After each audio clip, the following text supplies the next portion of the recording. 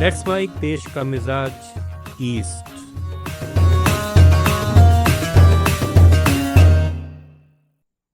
Let's mic देश का मिजाज पूर्वी भारत से। कोलकाता में समारोह के दौरान रेड रोड पर हुए परेड में शामिल 39 स्कूली बच्चे बीमार पड़ गए। अधिकारियों के अनुसार गर्म और उमस भरे मौसम के कारण बच्चों को डिहाइड्रेशन हुआ। मुख्यमंत्री ममता बनर्जी ने गार्ड ऑफ ऑनर लिया और बाद में एसकेएम अस्पताल जाकर बच्चों का हाल जाना। उन्होंने बताया कि बच्चों को नाश्ता और दोपहर का भोजन दिया गया है और अब उनकी हालत स्थिर है। ये बच्चे राज्य के विभिन्न स्कूलों से थे। स्वाधीनता दिवस की पूर्व संध्या पर बेहाला और हाजरा में हुए कार्यक्रमों में ममता बनर्जी ने कहा कि आज़ादी मिलने के बाद भी केंद्र में भाजपा के नेतृत्व वाली सरकार के तहत भारत वास्तव में स्वतंत्र नहीं है। भाजपा लोगों से मतदान का अधिकार, अभिव्यक्ति की स्वतंत्रता और अन्य मौलिक अधिकार छीन रही है। बिहार के मुख्यमंत्री नीतीश कुमार ने पटना में स्वतंत्रता दिवस के अवसर पर तिरंगा फहराने के बाद राज्य के युवाओं, स्वास्थ्य, बिजली और उद्योग के क्षेत्र के लिए कई घोषणाएं की। मुख्यमंत्री ने कहा, प्रतियोगी परीक्षाओं की प्रारंभिक परीक्षा में बैठने वाले उम्मीदवारों से केवल 100 रुपये शुल्क लेने के लिए निर्देश दिए गए हैं। प्रारंभिक परीक्षा पास करने वाले और मुख्य परीक्षा में बैठने वाले उम्मीदवारों को अब कोई परीक्षा शुल्क नहीं देना होगा। ओडिशा के मुख्यमंत्री मोहन चरण मांझी ने स्वतंत्रता दिवस पर भुवनेश्वर में 21 नए नोटिफाइड एरिया काउंसिल बनाने का ऐलान किया है। उन्होंने अगले 5 वर्षों में 75,000 किलोमीटर सड़कें और इंचुड़ी, बहुड़ा, सुवर्णरेखा और अस्तरंगा में 4 नए बंदरगाह विकसित करने की योजना भी बताई है।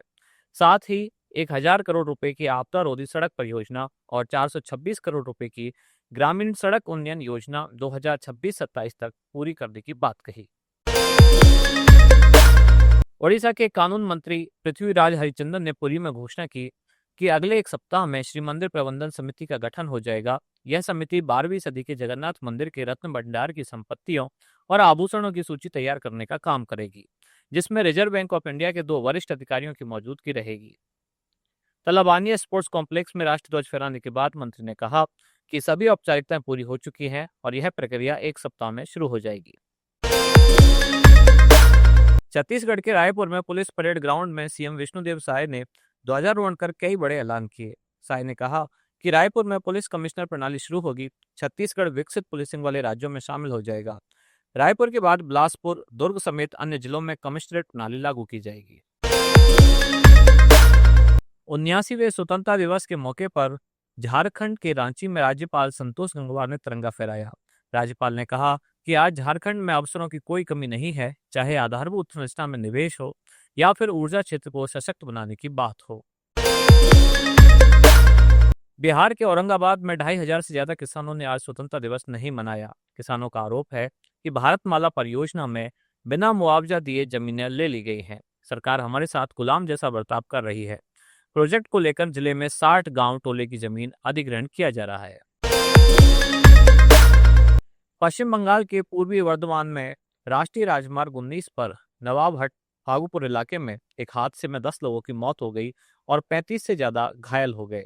पुलिस के अनुसार तारकेश्वर से आसनसोल जा रही एक यात्री बस राजमार्ग पर खड़े एक ट्रक के पिछले हिस्से से टकरा गई।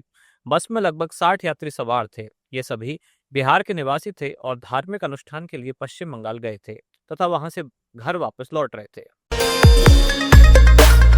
छत्तीसगढ़ के राजनांदगांव जिले में सड़क हादसा हुआ। तेज रफ्तार कार चिरचारी नेशनल हाईवे चौराहे के पास ट्रक से भिड़ गई।